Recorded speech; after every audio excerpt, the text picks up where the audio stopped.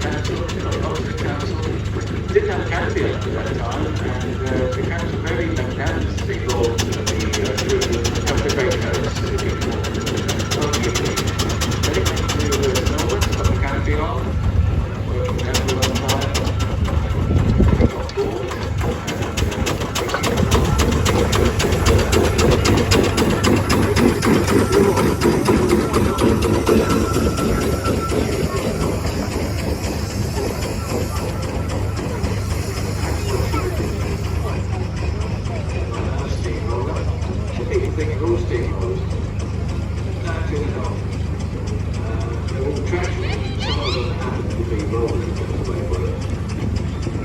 first steamroller that was demonstrated within Hyde Park there in something 60, 70.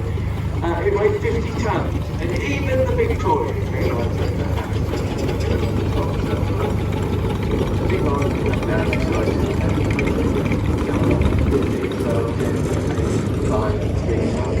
Three-ton version, of course, is used for maintenance.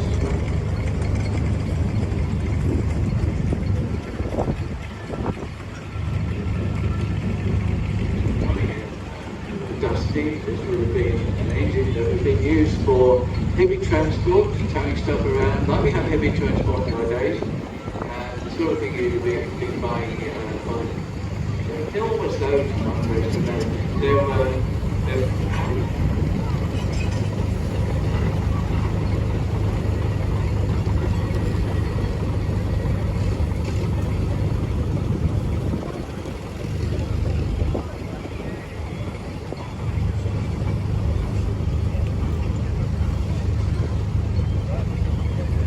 were just picking up photos that got lost on the ground.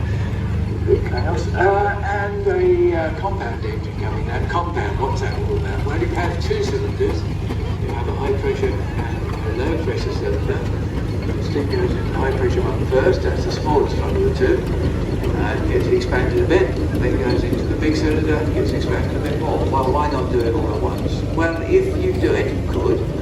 The problem is that the steam cools down as it expands, like any other gas. That's how a fridge works after all.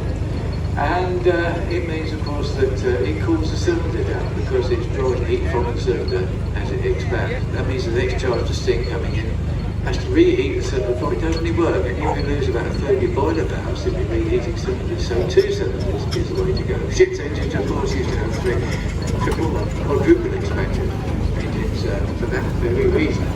And steam would go back to the boiler through a separate set of tubes to get a reheat between low pressure cylinders. All sorts of things were done to increase the efficiency of the steam engine. In case of power stations where you've got preheaters and tubes where you've got preheaters and air deaerators and force draft, this, that, and the other, compressors, blah, blah, blah, it goes on. And you can get it up to about 48%. Still, half the power of the coal is wasted. There's absolutely nothing you can do about it. And believe me, it's been tried again. So terribly inefficient. These are about 4%, 96% of the heat chimney. But if you want traction, if you want real pulling power, you can't beat the steam engine. Always win at the top. And don't ever argue with one either, because you won't get it. You really won't.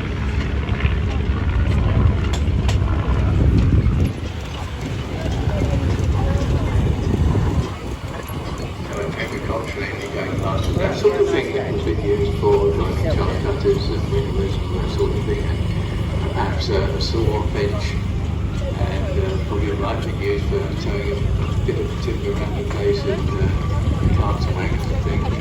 And we used to get estate tractors that worked on the estates for years and years and years. In fact, very often the delivery driver who took the engine from the manufacturer to the big house, like the one we've got behind us here, would actually end up staying on as the driver of the engine. That's how it used to work in those days. Steam roller coming in called Bertha. Big single cylinder engine there. Well, there's no need for it to be a bit complicated. What you're looking for is weight on the rollers to roll down the tarmac. Or in this this case, because it happens to have a scarifier on the back, it would have been rolling what are known as waterbound roads. They were the gravel roads that we had before tarmac came along. You can tell that because it's got the scarifier on the back. It doesn't have the stroke pipes for putting water on the rollers to stop the tarmac from sticking to them. It's simply got that scarifier on the back, which was used for ripping up the old surface so that it could be retained. It puts a tremendous strain on the engine, and you look at some of the pictures, you can see a little bend in the chassis bit The next one for Richard Barrett, Brandon, of course there's the lifting valley which takes place. This one's got a crane on the front, which is used for lifting logs. This one's got the attachment for lifting logs. Very powerful machines. Originally, of course, these were used for lifting boilers and heavy bits of machinery around in the manufacturers' yards when they were building these engines. And of course, it's only really a matter of time before somebody sticks their head round the corner and says, "Oh, can we have your engine with the crane on down the road? We want to lift arms out."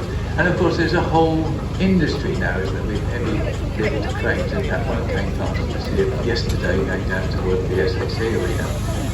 Great big multi thing. Come up to John Farrell, engineers, and of course the inspectors.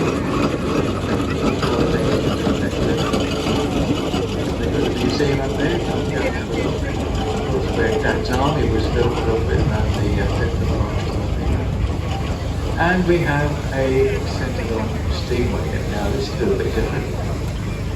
We were talking about the overtime wagons earlier on with the miniatures. The cab takes up so much load space, but of course you have a vertical boiler, in this case in the front of the cab. It takes up far less space, and you'll see that the engine in fact is underneath the chassis, halfway along the large chain drive going to the rear axle.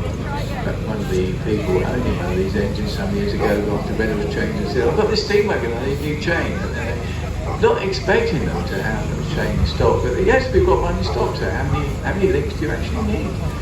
Amazing. Very fast, those machines.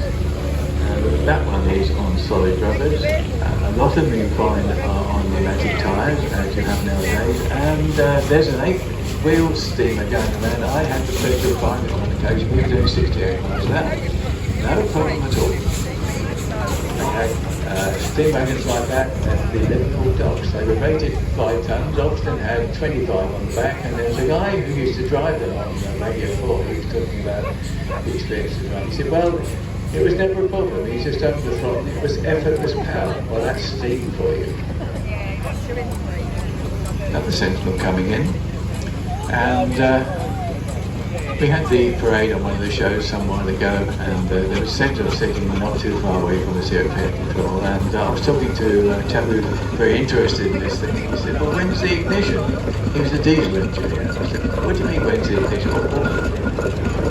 Look at this 4-cylinder single-action engine on this very latest version of the Sentinel. He said, "Well, when's the ignition?" I said, "Well, it's when you find the match in the morning. You probably can't get the hang of that." Don't know what we've got coming in next. Wasn't the days when these things were chugging around. Usually they had a 20 sticker. Yes, in fact, that one's got it. It's still got the 20-mile-an-hour sticker on the back. 20 miles an hour is maximum speed that heavy lorries are allowed to move. In fact, in the early days, towns used to have their own individual speed limits. And there was one gentleman who was taking a load through a town and found he had a policeman walking beside him with a stopwatch. And the next day he found himself in court, being accused of speeding. He was going half a mile over the 6-mile-an-hour speed limit. Yeah, I think it's bad now. Quite a bit of trouble here with the amount of lock on the front roller. If you're wondering why there's a handle on the steering wheel, well, it's about 30 turns lock to lock. It's a lot of turns, and that's why the handle's there. You can't drive it in the 10 to 0 position like you would with a modern car. It's nothing like being in charge of a modern car. Who's the driver up there? There's two of them. Person on the steering wheel or the person with his hand on the throttle? Actually, it's the person with his hand on the throttle. It confuses the hell out of the police because they pull up engines occasionally, start talking to the person with their hand on the steering wheel. "I'm not the driver." What? It gets really confusing. That was 5-ton tractor coming in here now. These were developed on the basis that there was a change in the regulations. And you're allowed to drive a 5-ton steamer with only one person on board. If it was bigger than that, you had to have two. You had to have somebody on the steering wheel and somebody with their hand on the throttle. Of course, they would be doing the firing up and the water and all the rest of it. Firing steam engines is a skill. Every engine is an individual. They all behave slightly differently, even if their serial numbers are very close together from the same manufacturer. You'll find the steaming capabilities and the way they work is quite different. They all have personalities of their own. When you hear somebody say, "Oh, the engine speaks to me," yes, it does, and you better listen if you want to get the best out of it. As far as coaling is concerned, it's a rarity nowadays. It's a little often when it comes to water. You'll see some of these engines, you'll see on the side there's a pump running from the crankshaft. It's a case of a little and always. That line in the song Chattanooga 2 where it says, "Shovel all the coal in, got to keep it rolling." If you shovel all the coal in, you're going nowhere. Choke up the whole firing system, doesn't work at all. You have to keep a bed of fire, various thicknesses depending on what sort of engine it is, and you don't want any holes in it where coal draft can come up from below, and you're trying to get the carbon to burn in the coal. And of course, some of the carbon comes off the top of the coal, so while you see the fire door is slightly open or holes in the fire door, there's even draft on top of the fire. That's probably the secondary burning. You've got smoke coming out of the top of it. You haven't really got firing, right? That's if it's 7.9, it gets too much better. If it's time to go off, certainly steam engine on the highways, in case of 6 shovels of coal, then keep an eye on the front chimney. When you saw a little bit of grey coming out, there's time to know 6 shovels of coal all the way along the track.